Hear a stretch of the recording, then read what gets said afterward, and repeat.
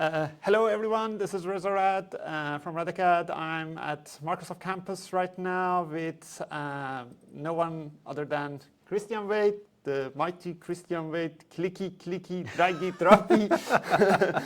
Christian, would you introduce yourself? Thank you so much, Reza. So good to see you. You know, the product group has so much affection for you, and yeah, it's great to see you. And to see that you're doing well. We've got a ton of stuff to talk about. Very exciting times. My team has been delivering some amazing things. So we're recording this just before the Fabric conference. That is right, yeah. We got agreement that we will actually make this public after the Fabric conference so that we can talk about all of the great new features that we're going to be shipping. Correct. So before we start talking about the features, can you explain which part of the product team you are leading? Yes, absolutely. So I'm the group product manager for Enterprise BI in Fabric and Power BI. So obviously Power BI has been rolled up into Fabric now. So, I'm the group product manager for Enterprise BI in Fabric, right? And so I have a team of product managers that we work with engineering to make sure that the features that get delivered are high impact for customers. They're going to drive the business for the customers. You know, that's how when the customer wins, we win. You know, so that's our goal, is to make you and the MVPs and our customers in general to be successful. That's our job as product managers. So I manage a team of product managers, and we focus on Enterprise BI. And so Enterprise BI being typically where you have large scale deployments. Typically involves IT to deploy some of the enterprise assets at scale. You know, going to require things like for mission critical business intelligence systems in Fabric for maximum reusability by business users in large organizations, right? So that's what my team looks after. Yeah. Awesome. So talking about Enterprise BI, Enterprise BI in Microsoft came a long way since the day that we had SQL Server Analysis Services, cubes, then the tabular came in, then fast forward, we have Power BI, some really good enhancement on Power BI performance, aggregations, still remembering all of your clicky, draggy, droppy sessions, blazing fast performance, which was amazing. And nowadays we have Direct Lake, which is amazing. What is your thought on this new Direct Lake features? Yeah, absolutely. So we'll go deep on Direct Lake, but just to your point that, you know, we've been leaders in Enterprise BI for so long now. So as you mentioned, Reza, I mean, we've had such a long history with Enterprise BI. We have such heritage in this space. You know, I've been saying that we've been leaders in Gartner's Magic Quadrant for was it? I almost lose track, 13, 14 years in a row. And I've been saying this for well over 5 years. We've been leaders in Gartner's Magic Quadrant for 7 years in a row. We keep saying it every year. It's like old news. It's old news, you know. And so we have a lot of heritage in this space. And it's funny how the industry has gone. You know, when back in the day with multidimensional and OLAP services, it was really focused on Enterprise BI. Then there was a lot of self-service BI with the modern BI players. And now with Fabric and the industry now, it's kind of gone full circle. But the difference is that, we have a single platform, a converged platform and converged tooling set that works for Enterprise BI and self-service BI. So Enterprise BI being where IT is going to deploy these mission critical data assets at scale for massive data volumes for thousands of users across the largest organizations in the world, and have business users leverage that data. So it's amazing how far we've come. Yeah, and that is somehow done, of course, with the combination of direct and the one copy feature that we have, which is instead of bringing data from different places, instead of all of that integration. Exactly. So that's really where we've, how are things different to how they were, say, 10 years ago for Enterprise BI, right? So we're now in the age of Fabric and in the age of CoPilot, in the age of AI.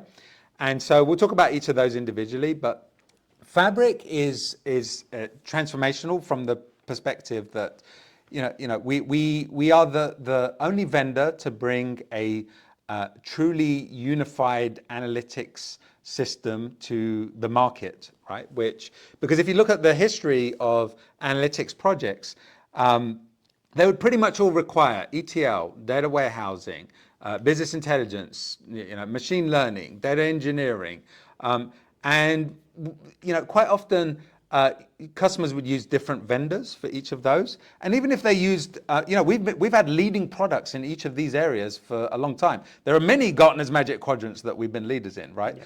And so we've had leading products in these areas for a long time. But the difference was the difference with Fabric is that it's one product. It's one unified product. There's one security model. There's one business model. You purchase one thing, it's Fabric. You don't purchase 5 different things and stitch them all together, right? It's one product, and there's one copy of data which promotes a single version of the truth. It promotes consistent decision making. It saves on integration costs. It eliminates this integration tax that customers have to pay, where they have proprietary data storage across a bunch of different products, and they need to integrate the data.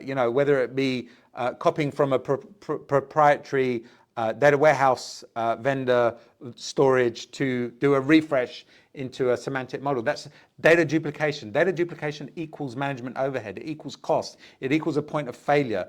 It requires compute, and it just causes data fragmentation. The bottom line is that data fragmentation is just poisonous to organizations seeking to embrace a data culture, right? So that's that single kind of promise of Fabric of having one unified product with one copy of data. In the fullness of time, we'll have one security model, one purchasing model that serves complete end-to-end analytics projects.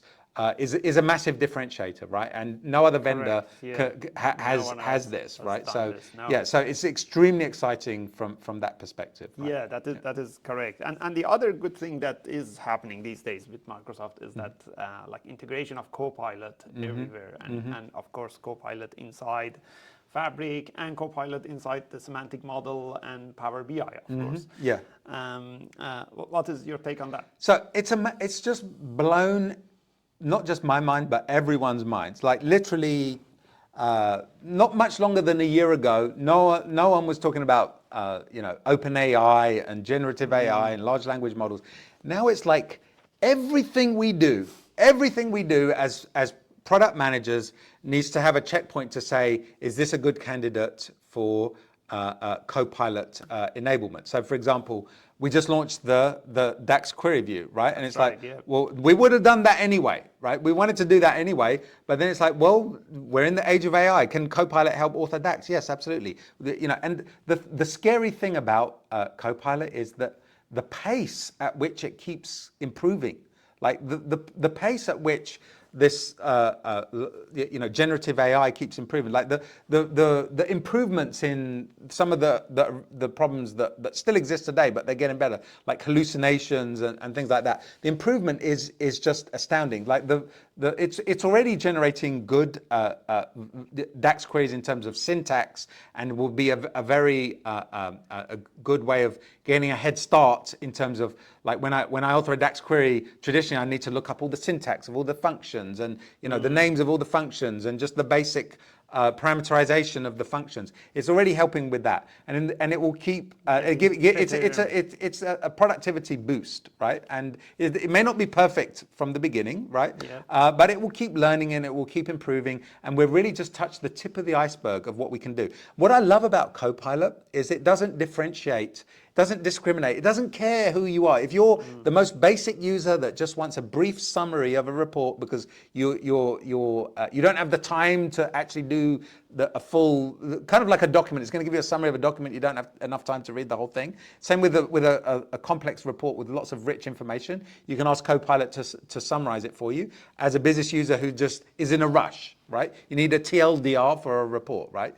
Too long didn't read. You need a TLDR for a report. That's a basic business user function example of where CoPilot can help.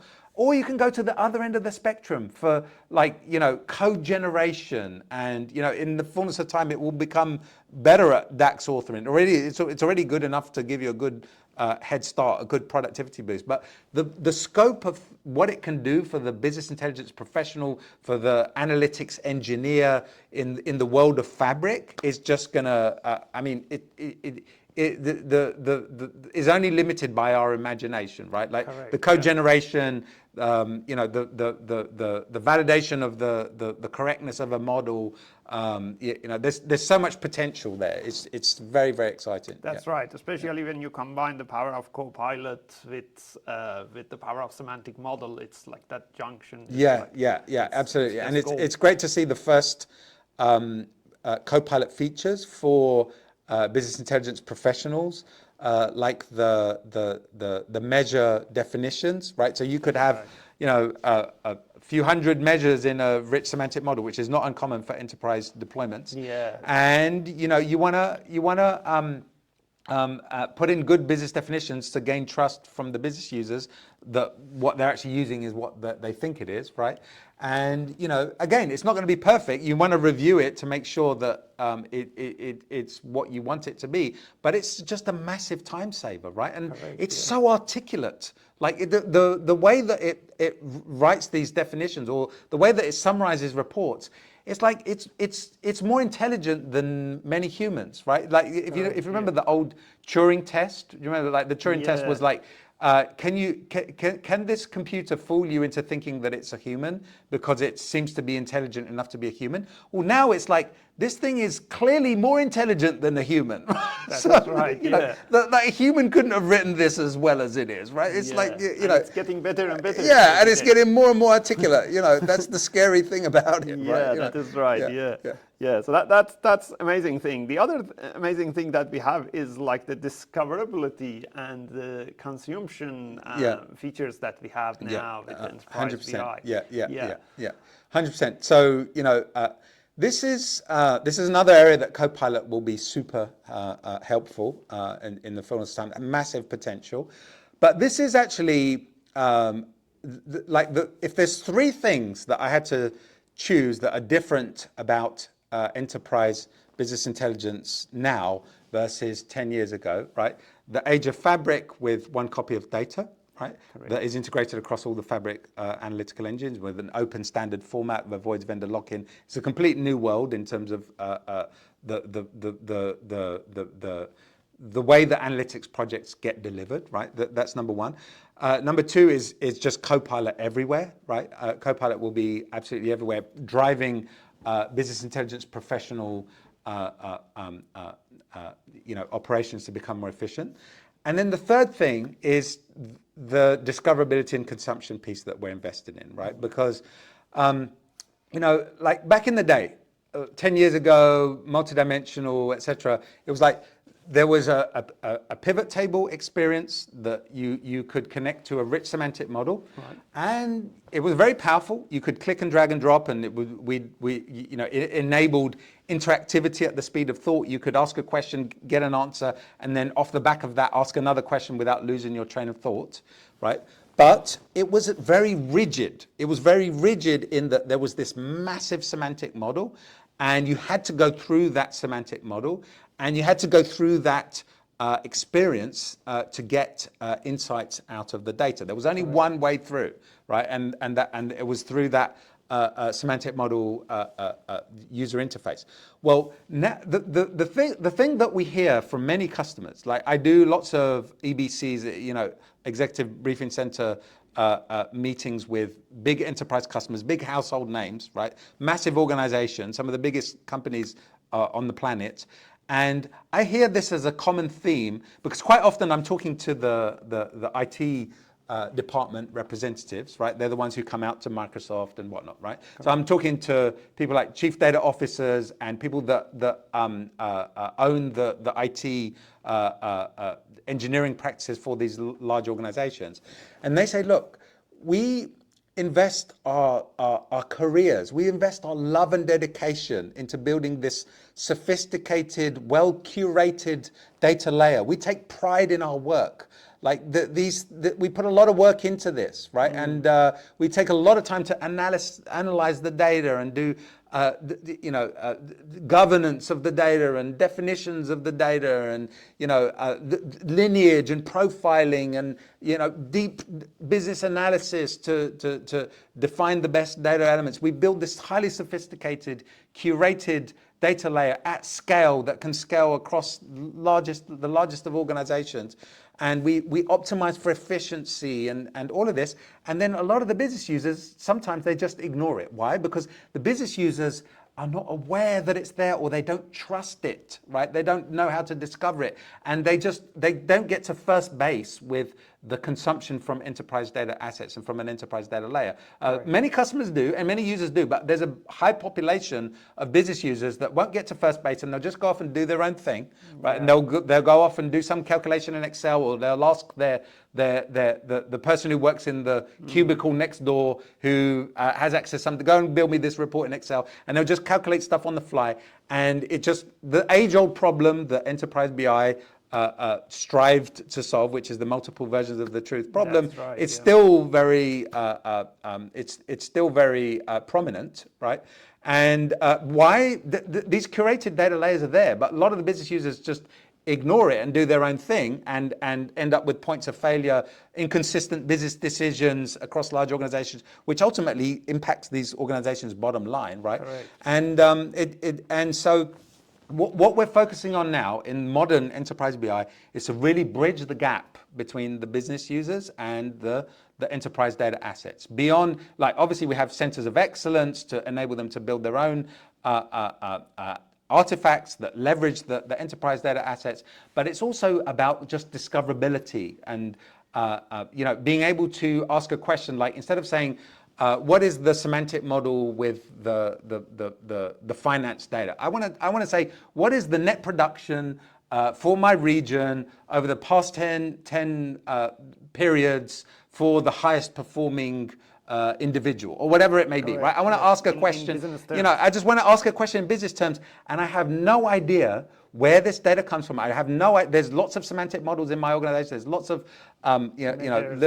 lots of data everywhere. How do I just get to the right version, right? How do I discover the right version in business terms without even knowing what a semantic model is, let alone trying to consume from this big thing, right? So that's the other piece that we're invested in with this new metrics layer and with Fabric organizational apps. Is to really bridge the gap between the business and IT. You can have the most sophisticated curated data layer, but if no one uses it, it's pointless, right? So, we want to increase the population of business users that actually leverage those enterprise data assets, and that's really going to help organizations promote a data culture and promote this consistent data-driven decisions at scale. Right? Yeah, that is really helpful. It helps a lot of. Basically, it is the thing that we need in an enterprise BI to make it more useful for the business. So to go back to a little bit deeper to our direct lake conversation. So direct lake is like the let's say the technology, the edge technology these days. It is something like when analysis services first came in, right? And it comes with a lot of features around it, which makes it much more useful, such as mirroring, such as one security. So what is your take on the direct lake being not only fast but also being available for everyone without needing to set up, let's say, the security in every data model that they have to do. It comes all the way from one lake.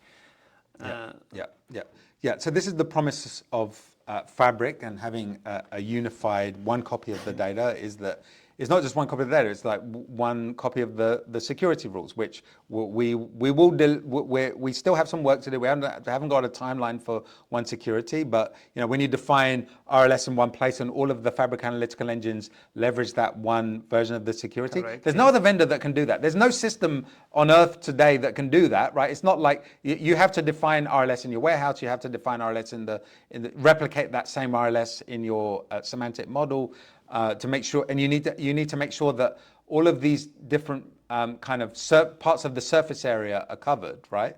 Whereas if you just do it in the root, then you cover all of the surface area in one go. It's much more efficient and it's much more secure, right? And it's there's much less risk involved there. And so much less redundancy. Yeah, much less redundancy. So this is the type of thing that you can only do with a truly unified product like Fabric, right? So the investments that we're making in Direct Lake, other than one security, because the Direct Lake will be the way that we interact with one security defined in the lake that takes the user's identity and flows it all the way through the report, the semantic model, the lake house, all the way through to the lake, right?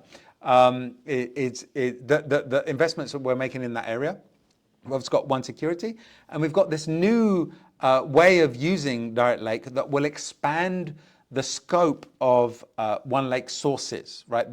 There's lots of different Fabric items, stroke artifacts that get created, and lots of different types, right? So obviously we had Lakehouse and Warehouse is the traditional one, but then there are other new ones coming up. There's mirrored databases. There's KQL databases, right? That are hugely successful at Microsoft, right? For kind of logging data and telemetry data and things like that, right? You've got KQL databases. You've got your import semantic models that you've inherited from Power BI Premium Gen 2 that we're now doing OneLake integration for. And there'll be many other Fabric items in the future that we haven't even imagined yet that will store data in this common standard format of Delta Lake format with Parquet, right? That's so. Right. Yeah, the thing that we're doing now with Direct Lake that we will demo at the Fabric conference and we'll ship at some time as a sneak peek. It's going to ship after the Fabric conference. We're working on it. Is Direct Lake over any OneLake source? So I can get any Delta Parquet source in OneLake. I can pull that straight into a Direct Lake, obviously we don't pull the data itself, but we refer to the Delta Parquet from any OneLake source, which expands the scope of Direct Lake significantly, right? Correct. And it's not a SQL endpoint. Right. So exactly. So many of these sources don't have a SQL endpoint, and even the Lakehouse and Warehouse that do have a SQL endpoint.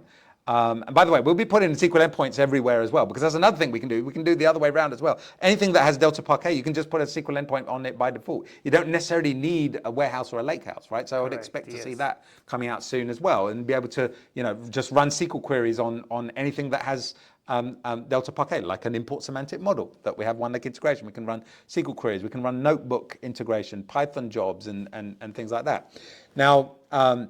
So I could, with this new way of accessing data in OneLake from any OneLake source, right, that no longer requires a SQL endpoint, I can still use it with, the SQL endpoint isn't going away. It's going to be there. There'll be some cases where you do want to use that SQL endpoint, right? Like, if you've migrated a Synapse Gen 2 data warehouse and you've got RLS in the warehouse, or for whatever reason that you need fallback to direct query, it's still there. But if you don't, then then this is a very clean model. It's very efficient. It will work great with one security. It doesn't require the SQL endpoint, and it gives you access to way more data in OneLake, right? So this I think will end up being the dominant use case for Direct Lake. That is right. Yeah. So with all of these Direct Lake features, now the thing is that Direct Lake models are usually huge models, and they have to be like edited in the web experience. But everyone works with Power BI Desktop. They love to do that in Power BI Desktop. What are the things you considered for that? Yeah. So good question. Funny you should ask. So we hear this loud and clear from customers, right? That Power BI Desktop is their favorite tool. Like it really is. Like It is. you know, there's some tools that I love, like PowerPoint. I'm a big fan of PowerPoint, but everyone loves Power BI Desktop. Even like my my daughter's boyfriend's mum likes Power BI Desktop, right? Like you know, like everyone loves Power BI Everyone Desktop, uses right? Power BI You know, and so we clearly needed to do we clearly needed to bring direct lake modeling into Power BI Desktop to meet the modelers where they're at using the tool that they're familiar with, right? So we are working on and we'll ship at some point not too long after the Fabric conference is direct lake modeling in desktop, right? Now, the thing about direct lake modeling in desktop is, if you think, how did you do semantic modeling traditionally in Power BI Desktop, right? It would have a local analysis services instance running in the background, right? All of the data would be local to your machine, which for a small use case, I'm just getting some data from Excel, for a kind of self-service case, it works fine, and that's the best model, and not a problem. But if you get to large volumes, right? You know, yes, we have things like incremental refresh, and you only get to the large models in the service. We have these kind of workarounds, Correct. but ultimately, you know, you can't have a big large model on your local machine unless you have like a 400 gigabytes of memory on your laptop, right? Which not many of us have. And with Direct Lake, it's even more of that problem applies even more so. Why? Because it depends on Delta Parquet data that's in one lake. One lake doesn't run on your laptop, right? Correct, yeah. So you need to have this kind of live edit experience, right? So we already had Live Connect, where I can connect to a semantic model. I can do and I can connect live to create a Power BI report, right? We're introducing a new thing, right? A new concept called live edit of a semantic model that is in the service, in the Fabric service, right? So Which gives the right. yeah, it's that model that's much more scalable. It's using the compute where there is a much more compute in the cloud, and it's just a more efficient model for large volumes. And given the architecture of Direct Lake that is one lake centric, this is the one that clearly makes sense. So we're providing this ability to do a live edit against the Direct Lake model that's in the service. So so if you think of like, if you have a SharePoint site and you open a Word document in Word, but you don't save it locally, it just saves back to the SharePoint site. You never save anything locally, right? So we're live, yeah. It's live. So we're shipping that, and there is an option to save as a Power BI project so that you get all of the metadata files exposed that you can check straight into your, you can commit to your Git repo. You can then use, Fabric Git synchronization to synchronize to the workspace. You can automate deployment across environments for CI/CD. Integrate with DevOps. There'll be the Fabric Git integration will soon be deploying a GitHub version. And so you can do all of those things. You have full visibility, full control of the metadata of these items, the semantic model, the report. We're working on the report metadata as well. That's going to ship soon as well. And you can save as a Power BI project. You can get all of those metadata files. You can commit them to Git. You can have full CI/CD and automated deployment through the Fabric Git thing that is synced to the workspace. And you can do all of that without requiring the Direct Lake model to be running locally on your machine, which obviously that wouldn't work, right? So that's what we're working on, and we'll be shipping that in the not too distant future. That's great. Yeah. And the last thing I want to talk about is the one lake integration of the semantic model. So this is not that new. It is already like a preview, but it is a great feature in terms of like the capability it gives us, because now we can access that model through the one lake. So can you talk about that? Yeah, absolutely. So it's kind of like we just have this mass of adoption of import models on what was Power BI Premium Gen 2, right? Like just I can't give you the actual numbers, but take my word for it. It's just like a massive amount of import models, many large import models for the largest organizations on the planet. Many of these models have thousands of users. They've been authored by the most prolific creators. And there's these enterprise data assets that already exist that Fabric has now inherited from Power BI Premium Gen 2, right? Because Power BI Premium just became Fabric enabled, and now you can get much more in terms of Fabric, right? Now, for these import models, what do? Well, you could migrate over to direct, like for a new model in the Fabric world, clearly you just go with Fabric, right? You would land your data in the lake, you do ETL, you can use ADF, you can use data flows, you can do whatever you want to do there. You can have a SQL interface, you can have a lakehouse, warehouse, and then you just use Direct Lake directly on that. So for a new project, from the customer's perspective, it's a no-brainer, in my opinion, to look at Fabric. Seriously, look at Fabric. Now, for the existing projects, the existing semantic models that are out there, like I said, there are so many.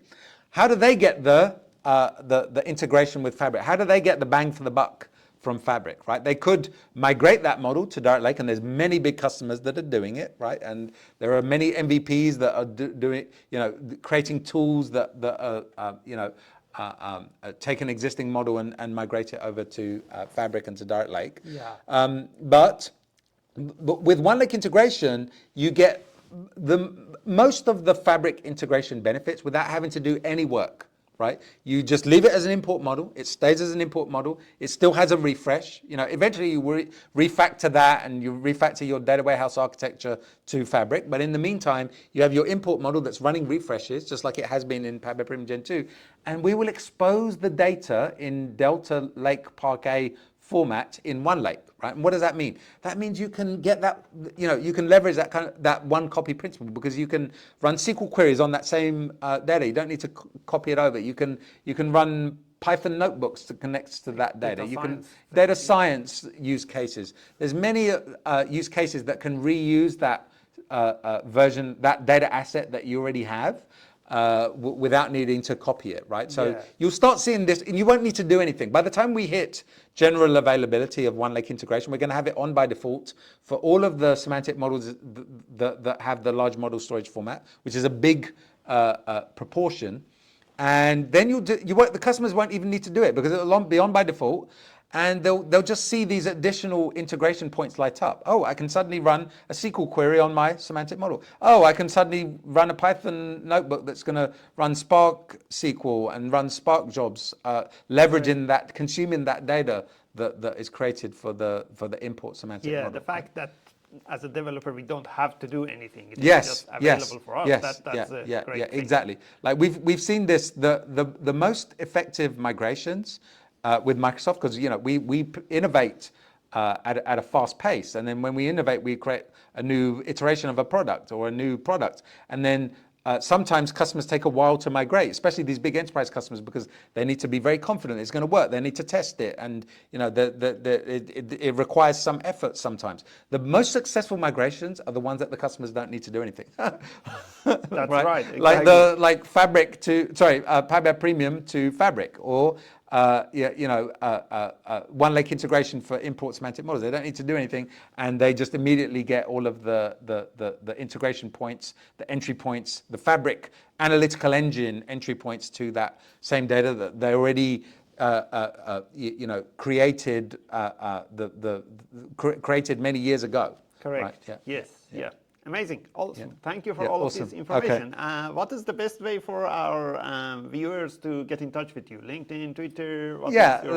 Twitter _ Christian Wade. I'd love to hear from you. It's great to we have the best community in the world. We have the best MVPs, and we'd love to hear from you. We listen to all the feedback. We appreciate the honesty and transparency that the community.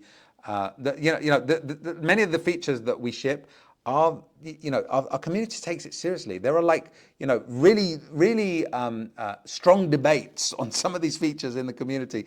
It really provides many of the people in our community invest their careers into building up the skill set to use this technology. Correct, That's how they provide for their own families. That's how they provide a living for themselves, and they take it very seriously, right? So we appreciate the feedback. We appreciate the fact that our community provides honest feedback, the good and the bad. We're here to learn from you, and we're here to make you successful and to make our customers successful. Our success is your success is our success, right? So yeah. So again, ping me on Twitter. Is probably the best way of going about it. Yeah. Great. Yeah, awesome. cool. Thank you, Okay. Christian. All right, Reza. Thank you Yeah. for your time. Thank you very much. Very valuable things you are doing, and it's changing people's lives. Yeah. For Thank sure. you. Thank you so much. Thank Reza. you. Appreciate it. Thank you.